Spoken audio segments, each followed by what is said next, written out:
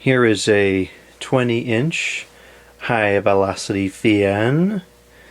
This is a Jaingmen Keye Electric product, sold under quite a few different store brands today. I believe there is one that's sold under the HDX brand. I think this particular one, I have the box somewhere, was sold under the Mainstays brand. And there's probably several other brands that it was sold under. So I actually think kind of highly of this fan. It's not a patent or anything like that, but for a modern product, I think it is really quite satisfactory. It's relatively inexpensive, but the build quality and the performance is quite reasonable. The blade pitch it's on the more shallow side, but there is a decent scoop to the blades, and compared to a lot of other fans made today, this is considerably more pitch than many others. And the motor, I think, is also pretty decent. There's no oil ports, which is unfortunate. Nobody uses them anyways, so it's, you know, whatever. But if you look at the windings, I think they're comprised of a very reasonable gauge wire. I think that's perfectly satisfactory for a basic fan. You know, I've seen thinner windings on even some of the later, like the Lakewood HV series from the 2000s. Even those seem to use thinner gauge wire than this. And the stator overall seems to be pretty reasonably constructed. So, doesn't seem too bad to me. You could always take a nail and just tap in an oil port if you were so inclined. These do need to be oiled. When I first got this one, it was very dry and inadequately lubricated from the factory. The model number is SFC1-500B. Pulls 1.35 amps, so that's not bad. That's more than a lot of fans made today. Jaingmen Keye Electric Appliances Manufacturing Company Limited, 1902. I bought this a couple years ago, so February of 2019 seems about right to me. Unfortunately, it was made in China. It's thermally protected, and it is suitable for household use only. UL certified. That's kind of a funny looking sticker. I almost wonder if it's fake.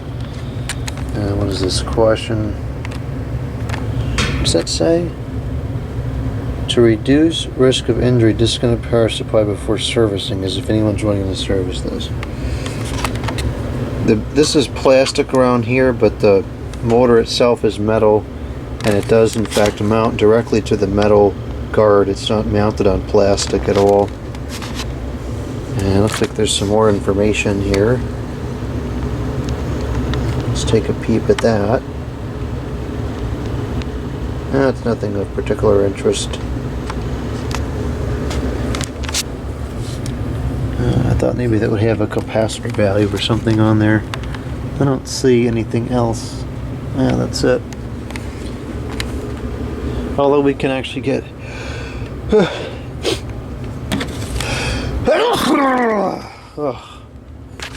we can kind of get a peep at the side of the stator looking at it this way.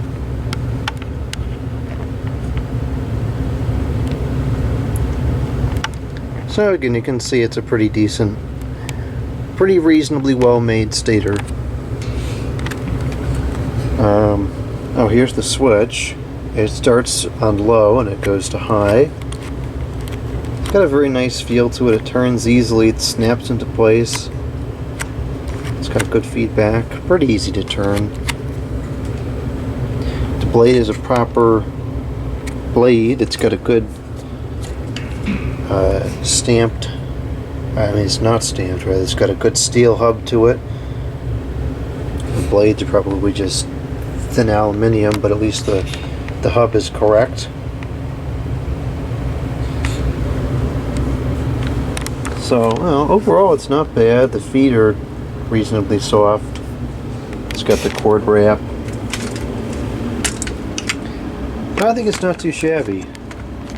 I don't think they're all that expensive either, so, you know, for 50 or 60 beans, this is pretty good.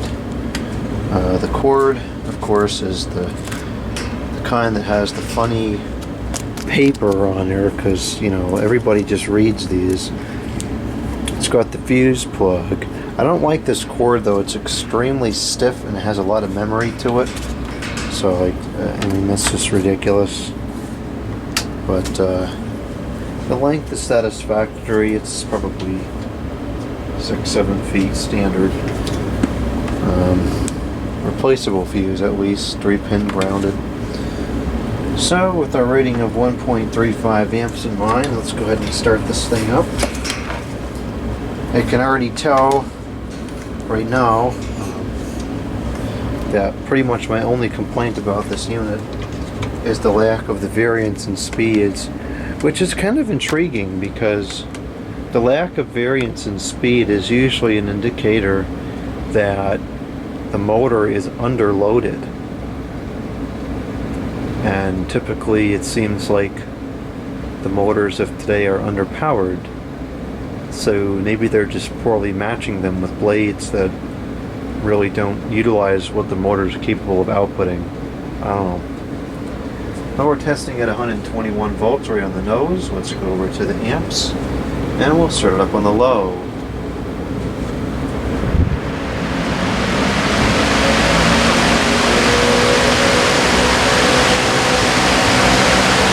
You know what? I have to take back my commentary about it not being a patent, because this actually moves a tremendous more air than I remembered.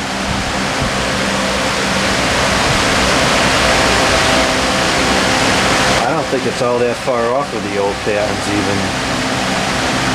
At least on low. It's, you know, let's not get too carried away here before we go through all the speeds. So that's 1.13 amps.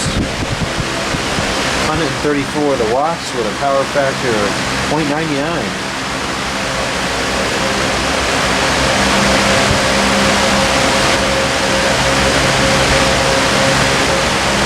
And I have to say, for the amount of air it's pushing out, it's very reasonable in the noise level. And the balance is not bad. It's not flawless, but it's within the acceptable margin of error. I wouldn't even bother trying to balance it. It's close enough. And I mean, really, it's moving some air. That's not bad.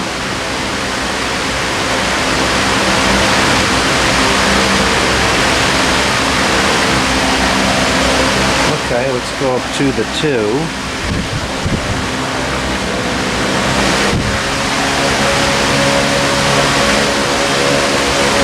And as you can see, there's just not a big difference in the speeds.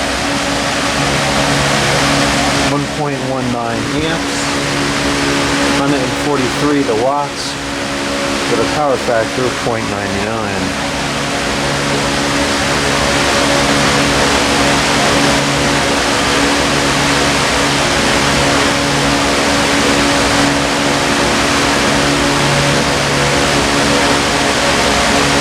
Breeze, even all the way across the room.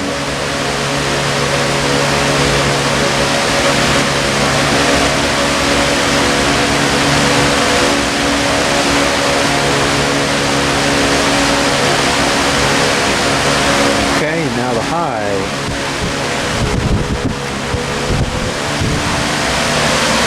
And yes, there is almost no difference in the speeds. Okay, so that's 1.29 amps, 155 the watts, with a power factor of still 0.99. And it's drawing right about what it's rated for, 1.29 versus 1.34. That's very close. So I guess the motor is not necessarily underloaded. Perhaps something about it just isn't designed quite right, and it just doesn't have enough variance in the speeds. But it's very strong.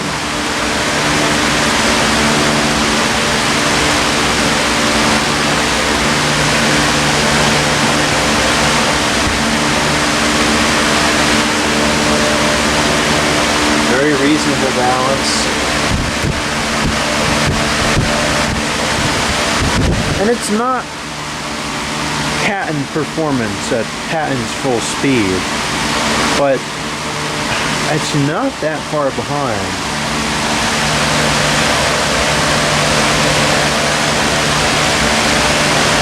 It really is pleasantly surprising just how much air this moves.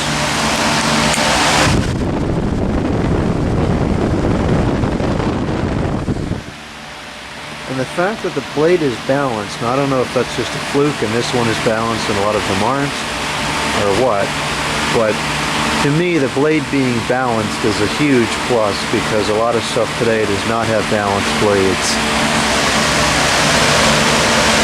In fact, even a lot of the patents didn't have the best balance on the blades.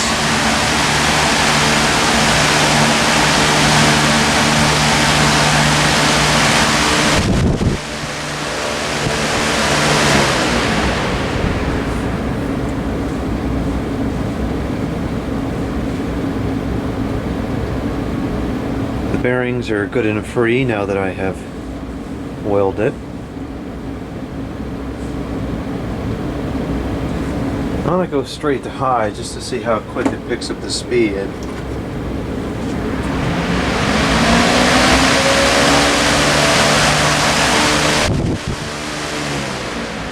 Now that's very reasonable. It's not taking a long time, but it's not instant on either. So I guess the blade is a pretty good fit for the motor. And maybe the motor just, the windings are not designed such that it has a good variance. I don't know. Anyways, so there's that one.